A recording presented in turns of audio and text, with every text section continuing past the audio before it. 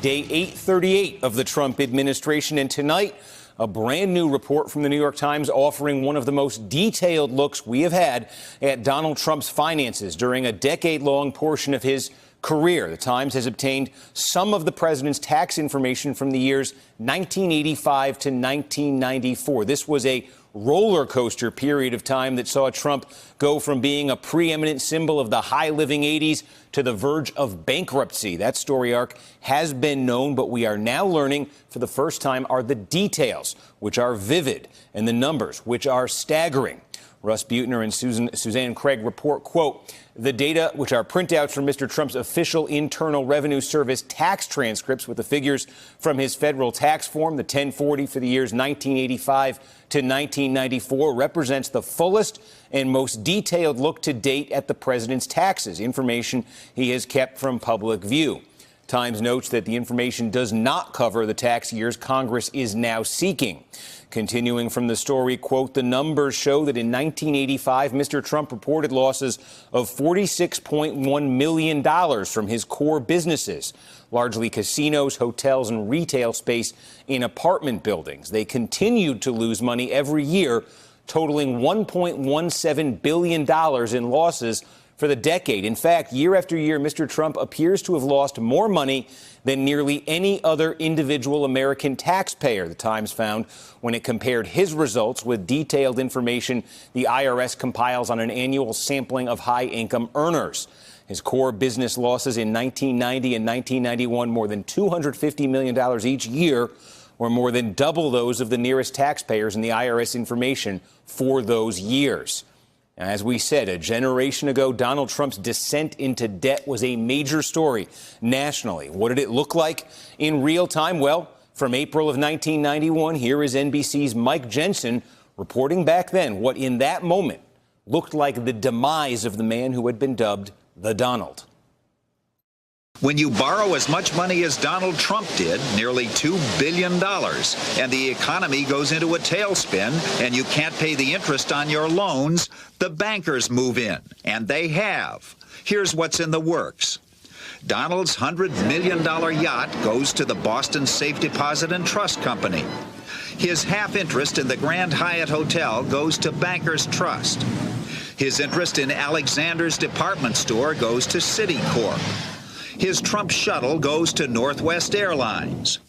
What Donald Trump gets is a chance to start over. He probably won't have to declare bankruptcy.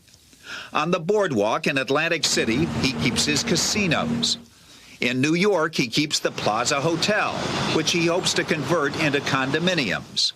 He keeps the old Pennsylvania Railroad yards. He wants to turn them into a real estate development. What he doesn't keep is Ivana. She divorced him and got $14 million. If Donald wasn't so badly in hock, she might have gotten $2.5 billion. Donald is trying to put a good face on all this. I wasn't free to wheel and deal during my divorce, he says. Now I'm able to do what I do best. But a lot of people think Donald has had his day, that his game of Monopoly is almost over. The man who was the darling of the 80s is seen in the 90s as a man in trouble, and he knows it. I'm being put up there, says Donald, with Gorbachev and the Kurds. Again, that was 28 years ago. Back in the present day, though, as we've been reporting, House Democrats right now are demanding 6 years of Donald Trump's tax returns, recent returns, not from the years that tonight's Time story explores. And just yesterday, Treasury Secretary Steve Mnuchin said he would refuse to comply with that demand. And the Times points out, quote, the new tax information does not answer questions raised by House Democrats in their pursuit of the last 6 years of Mr. Trump's returns about his recent business dealings and possible foreign sources of financing and influence.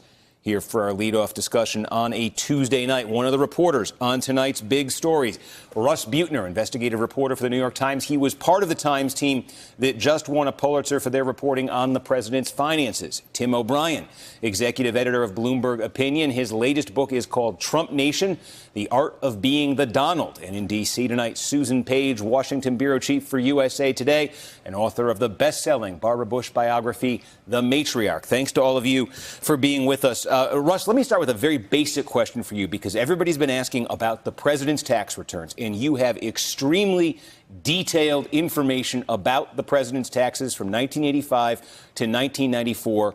But this was not by actually looking at his returns. Explain exactly what you saw here and how you got this information. Sure. There's a database that the IRS creates from every tax return that gets filed.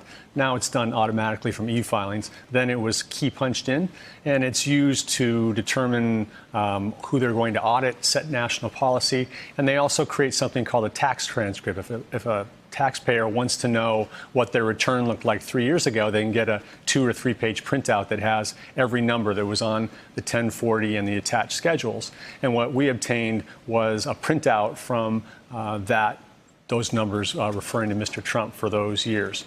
And I can't really go into how we got it. It was a difficult process to both get it and to confirm it. Is there something, I'm just curious here, too, because this is obviously 85 to 94. And as your story documents, this covers, as we just showed, what looked in real time to folks watching the news in the early 90s like the end of Donald Trump. Is there a particular reason why those are the years you got access to and not other years? No, those are just the years we were able to get.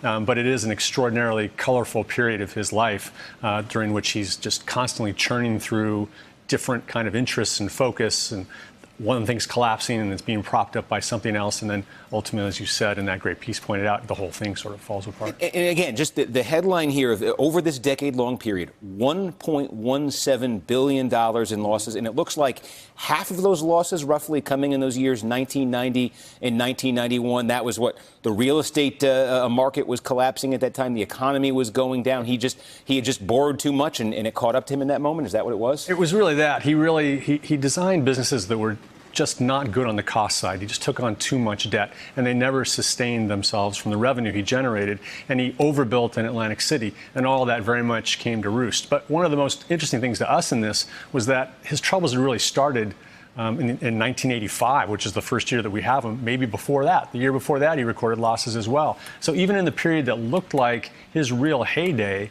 he was recording major business losses year after year.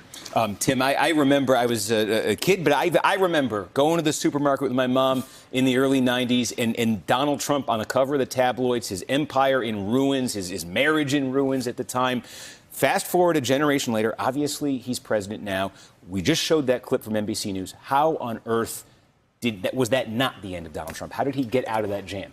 Well, he was fortunate to have a very wealthy father. So a lot of people who would have gone into the kind of straits he went financially wouldn't have had a safety net once he fell off. He had to borrow from his family on at least one occasion for tens of millions of dollars that protected him from going into personal bankruptcy. He borrowed against his inheritance from his father's estate. His father came to his rescue at a number of different times when he couldn't pay his debts. So first and foremost, Donald Trump is, somebody who was born on third base and claimed to hit a triple. He has always been a beneficiary of his father's wealth.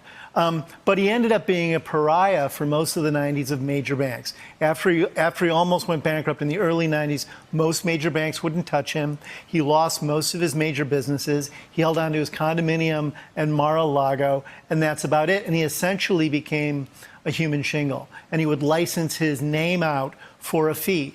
And during this whole period, he was lying about how much money he actually had. He stayed in the public eye, saying he was a billionaire and a particularly skillful entrepreneur, when the record itself showed he wasn't worth as much money as he said, and that he was routinely running his businesses on the ground. And I think one of the things that Russ and Sue's reporting bears out is that there's proof that during actually the meat of his career, when he was due, the last time he actually did substantially large deals, he was losing tens of millions of dollars. So this is a key turning point then, the early 90s, just in the career of Donald Trump, going from it sounds like you're saying, going from really being heavily invested in real estate, really being heavily invested in that world, to being a branding enterprise. Well, and being a creation of the banks and not having the kind of financial discipline to make sure that he wasn't overpaying for properties and that he was running them properly. And ultimately, he burned the banks for over $3 billion. He had guaranteed about $900 million of which he couldn't pay back. So really, from like the early 1990s until the dawn of The Apprentice in around 2004, he had become this punchline about the excesses of the 1980s and 1990s. And then The Apprentice really resurrected him, and a whole new generation got to know him as something a previous generation had begun to laugh at. And that's the other part of this, the political aspect of this, Susan. I mean, The Apprentice, I think, debuted in 2004. He did have that, I guess you could call a sort of campaign for president in 1999 and 2000, didn't fully get off the ground.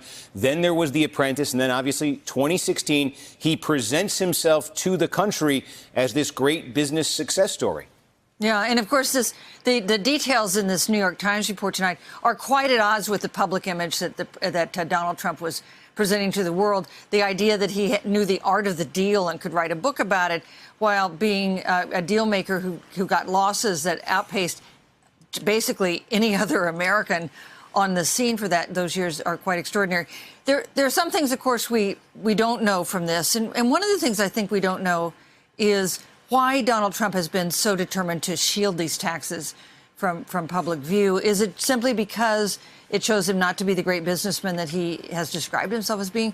Or is there something else that we're not quite seeing yet that tells us why he's broken with 40 years of American tradition for U.S. presidents in not releasing his tax returns? And Susan, I guess the question, too, I think we're always asking this when there are these big stories, surprise revelations, whatever you want. Do you think this fundamentally changes the way folks look at Donald Trump, or was this in some way baked in?